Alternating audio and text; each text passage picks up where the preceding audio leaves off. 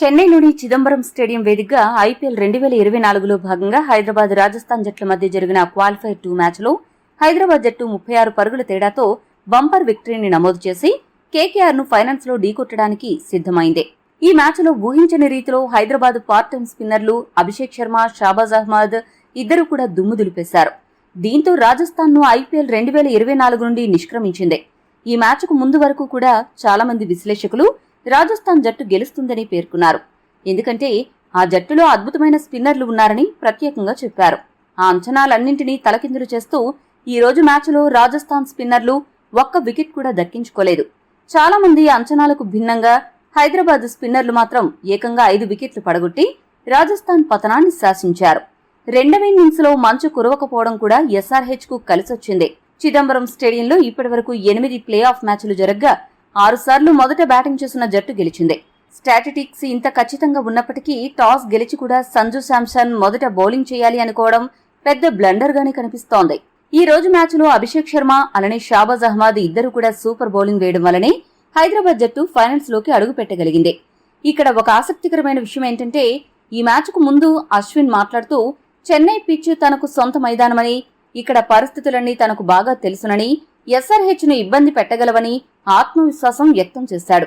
కానీ అశ్విన్ అనుకున్నంత గొప్పగా అయితే బౌలింగ్ చేయలేదు. ఏకంగా 10కి పైగా ఎకానమీతో పరుగులు సమర్పించుకున్నాడు. దీనిని బట్టి అశ్విన్ ఎంత ఘోరంగా బౌలింగ్ చేశాడో అర్థం చేసుకోవచ్చు. ఎస్ఆర్హెచ్ జట్టు ఈ మ్యాచ్లో 9 ఓవర్లను స్పిన్నర్లతో వేయించింది.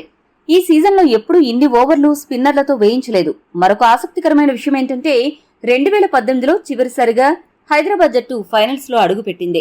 మళ్లీ 6 ఏళ్ల తర్వాత హైదరాబాద్ జట్టు 2024లో కమ్మిన్స్ సారథ్యంలో ఫైనల్స్ కు దూసుకెళ్లింది. తాను కెప్టెన్ గా ఎన్నికైన మొదటి సీజన్లోనే హైదరాబాద్ జట్టుని ఫైనల్స్ కు చేర్చి తాను ఎందుకు గొప్ప కెప్టెన్ అనే విషయాన్ని మరొకసారి కమ్మిన్స్ చాటి చెప్పాడు.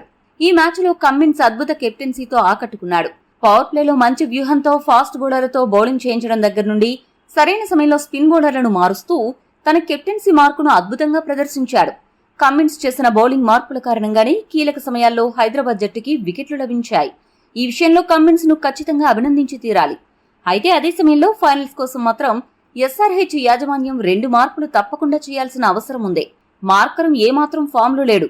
ఈ విషయాన్ని దృష్టిలో పెట్టుకుని బ్యాటింగ్, ఫీల్డింగ్, స్పిన్ బౌలింగ్ చేయగల గ్లెన్ ఫిలిప్స్ ను ఖచ్చితంగా జట్టులోకి తీసుకోవాలి. అదే సమయంలో ఘోరంగా ఆడుతున్న అబ్దుల్ సమద్ ను పక్కన పెట్టి ఆ స్థానంలో వాషింగ్టన్ సుందర్ లేదా మయాంక్ అగర్వాల్ ను జట్టులోకి తీసుకుని యాంకర్ రోల్ పోషించడానికి వారిని 4వ స్థానంలో దింపాలి. కేకేఆర్ లాంటి బలమైన జట్టును, మంచి స్పిన్నర్లు ఉన్న జట్టును ఢీకొట్టాలంటే ఈ 2 మార్పులు ఖచ్చితంగా చేయాలని అభిమానులు, విశ్లేషకులు గంటాపదంగా చెబుతున్నారు. మరి ఈ సలహాలను కమ్మిన్స్ అలానే ఎస్ఆర్హెచ్ యాజమాన్యం ఎంతవరకు అమలు చేస్తారో వేచి చూడాల్సిన అవసరం ఉంది. ఈ మ్యాచ్ హైలైట్స్ విషయానికొస్తే టాస్ గెలిచిన రాజస్థాన్ జట్టు మొదట బౌలింగ్ చేయాలని డిసైడ్ అయింది. ఎస్ఆర్హెచ్ జట్టుకు మొదటి ఓవర్లోనే ట్రెంట్ బౌల్ట్ దిమ్మ తిరిగి షాక్ ఇచ్చాడు. ఓపెనర్ అభిషేక్ శర్మ 5 బంతుల్లో 12 పరుగులు చేసి బౌల్ట్ బౌలింగ్ లో అవుట్ అయ్యాడు. ఈ మధ్యకాలంలో ఎస్ఆర్హెచ్ ఓపెనర్లు ఆశించిన మెరుపు ఆరంభాన్ని ఇవ్వలేకపోతున్నారు. ఇదే ఆ జట్టుకు పెద్ద ఆందోళనగా మారింది. అభిషేక్ శర్మ అవుట్ అయిన తర్వాత క్రీజులోకి వచ్చిన రాహుల్ త్రిపాఠి స్కోరు బోర్డును పరుగులు పెట్టించాడు. 200 స్ట్రైక్ రేటుతో బ్యాటింగ్ చేస్తూ రాజస్థాన్ కు గుబులు రేపాడు. ట్రావిస్ హెడ్ నెమ్మదిగా ఆడుతున్నా త్రిపాఠి మాత్రం తగ్గేదిలే అన్నట్లు బ్యాటింగ్ చేసి అదరగొట్టాడు. దీంతో హైదరాబాద్ జట్టు స్కోరు పవర్ ప్లేలో పరుగులు పెట్టింది. త్రిపాఠి ఇంత అద్భుతంగా ఆడుతున్న క్రమంలో మరోసారి బౌల్డ్ ఎంట్రీ ఇచ్చి చాలా తెలివిగా స్లో బాల్ వేసి త్రిపాఠిని బోల్తా కొట్టించాడు. ఈ మ్యాచ్లో రాహుల్ త్రిపాఠి 15 బంతుల్లో 247 స్ట్రైక్ రేటుతో 37 పరుగులు చేశాడు. యాంకర్ రోల్ పోషించడానికి వచ్చిన మార్కరం బౌల్ట్ వేసిన అదే ఓవర్లో చివరి బంతికి 1 పరుగు మాత్రమే చేసి అవుట్ అయ్యాడు. బౌల్ట్ పవర్ ప్లేలోనే 3 హైదరాబాద్ వికెట్లు పడగొట్టి ఎస్ఆర్హెచ్ ను గట్టిగా దెబ్బతీశాడు. ఇటువంటి పరిస్థితుల్లో ట్రావిస్ హెడ్, క్లాసెన్ ఇద్దరూ కలిసి భాగస్వామ్యం నిర్మించే ప్రయత్నం చేశారు. ఈ రోజు ట్రావిస్ హెడ్ చాలా నెమ్మదిగా ఆడాడు. ఇక గేర్లు మారుస్తాడేమో అని అనుకుంటున్న క్రమంలో హెడ్ 28 బంతుల్లో 34 పరుగులు చేసి సందీప్ శర్మ బౌలింగ్ లో పెవిలియన్ చేరాడు. హెడ్ అవుట్ అయ్యాక ఒక్కసారిగా హైదరాబాద్ స్కోర్ వేగం భారీగా పడిపోయింది. క్లాసెన్ కూడా నెమ్మదిగా ఆడాడు. నితీష్ రెడ్డి పూర్తిగా ఓవర్ డిఫెన్సివ్ మోడ్లోకి వెళ్లి టెస్ట్ బ్యాటింగ్ చేశాడు. నితీష్ రెడ్డి 10 బంతుల్లో 5 పరుగులు మాత్రమే చేసి తీవ్రంగా నిరాశపరిచాడు. ఆవేష్ ఖాన్ బౌలింగ్ లో అవుట్ అయ్యాడు. ఆ తర్వాత వచ్చిన అబ్దుల్ సమద్ ఆవేష్ ఖాన్ ఓవర్లో మరుసటి బంతికే గోల్డెన్ డకౌట్ అయ్యాడు. ఆవేష్ ఖాన్ ఒకే ఓవర్లో 2 వికెట్లు పడగొట్టి ఎస్ఆర్హెచ్ కు డబుల్ షాక్ ఇచ్చాడు. దీంతో హైదరాబాద్ కష్టాలు రెట్టింపు అయ్యాయి. ఇటువంటి పరిస్థితుల్లో క్లాసెన్, షాబాజ్ అహ్మద్ ఇద్దరూ కలిసి 7వ వికెట్కు 43 పరుగుల కీలక భాగస్వామ్యాన్ని నెలకొల్పారు. మొదటి ఇన్నింగ్స్ లో ఇంకా 2 ఓవర్లు ఉన్నాయి అనగా క్లాసెన్ 34 బంతుల్లో అర్ధ సెంచరీ పూర్తి చేసుకుని 50 పరుగుల వద్ద సందీప్ శర్మ సూపర్ బౌలింగ్ దెబ్బకు క్లీన్ బౌల్డ్ అయ్యాడు. దీంతో చివరి 2 ఓవర్లలో హైదరాబాద్ జట్టుకు పెద్దగా పరుగులు ఏమీ చేయలేకపోయింది. హైదరాబాద్ జట్టు ఈ మ్యాచ్లో 20 ఓవర్లకు గాను 9 వికెట్లు నష్టపోయి 175 పరుగులు చేసింది. షాబాజ్ అహ్మద్ 18 పరుగులు చేసి అవుట్ అవ్వగా ఉనాద్గత్ 5 పరుగులు చేసి రనౌట్ అయ్యాడు. కమ్మిన్స్ 5 పరుగులు చేసి చివరి వరకు అజేయంగా నిలిచాడు. రాజస్థాన్ బౌలర్స్ లో ట్రెంట్ బౌల్ట్, ఆవేష్ ఖాన్ చెరకు 3 వికెట్లు పడగొట్టగా సందీప్ శర్మ 2 వికెట్లు మాత్రమే దక్కించుకున్నప్పటికీ మంచి ఎకానమీతో బౌలింగ్ చేయగలిగాడు. క్లిష్టమైన చెన్నై పిచ్ పై 176 పరుగుల విజయ లక్ష్యంతో బరిలోకి దిగిన రాజస్థాన్ జట్టుకు హైదరాబాద్ బౌలర్లు ఒక పక్కా ప్రణాళికను అమలు చేశారు. ఖచ్చితమైన లైన్ అండ్ లెంత్ తో బౌలింగ్ చేసి పరుగులు పెద్దగా ఇవ్వకుండా రాజస్థాన్ జట్టుకు అడ్డుకట్ట వేయగలిగారు. పవర్ ప్లేలో 5 ఓవర్ల వరకు కూడా హైదరాబాద్ బౌలర్లు రాజస్థాన్ బ్యాటర్లకు ఎక్కడా అవకాశం ఇవ్వకుండా బ్రేకులు వేశారు. బట్లర్ స్థానంలో ఓపెనర్ గా వచ్చిన టామ్ కోహ్లేర్ 16 బంతుల్లో 10 పరుగులు మాత్రమే చేసి పెవిలియన్ చేరాడు. పవర్ ప్లేలో భువనేశ్వర్ వేసిన చివరి ఓవర్లో జైస్వాల్ ఏకంగా 19 పరుగులు రాబట్టి ఒక్కసారిగా రాజస్థాన్ కు ఆశలు పెంచాడు. మంచి దూకుడు మీద ఆడుతున్న యశస్వి జైస్వాల్ షాబాజ్ అహ్మద్ బౌలింగ్ లో టెంప్ట్ అయ్యి భారీ షాట్ కు ప్రయత్నించి 21 బంతుల్లో 200 స్ట్రైక్ రేట్ తో 42 పరుగులు చేసి అవుట్ అయ్యాడు. జైస్వాల్ అవుట్ అయ్యాక సీన్ ఒక్కసారిగా మారింది. ఆ తర్వాత ఓవర్లోనే అభిషేక్ శర్మ బౌలింగ్ లో సంజు భారీ షాట్ కు ప్రయత్నించాడు.